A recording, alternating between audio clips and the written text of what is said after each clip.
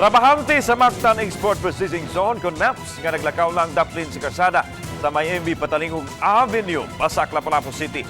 Nadasmagan sa naghaguros nga motorsiklo. Ilang biktima nga si Edgar Mindaro Soriano, 46 anyos, samtang ang nagmaniho sa motor ilang si Melchor Barlaudo Partillo, 44 anyos, kinsay kinahong nakainom sa ilimnong magkahubog. Base sa investigasyon sa Lapu-Lapu City Police Traffic Enforcement Unit, nga nagsubay man sa sidewalk ang biktima apan ang motorcycle rider kusog nga nagpadagan og pag-abot sa kurbadahong pahin sa daan. Milahos kini sa gutter diin naglakaw ang biktima. Tungod sa impact, nahiagom og bali ang wang tiil sa biktima. Sa pagkakutlo nining balita, parihong wa pa makuhay og habig ang biktima ug ang nakadasmag nga motorcycle rider.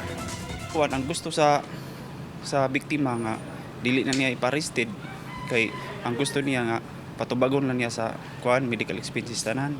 Nakasabot mo sila dito nga mo shoulder to medical expenses tanan ang katong driver sa motor.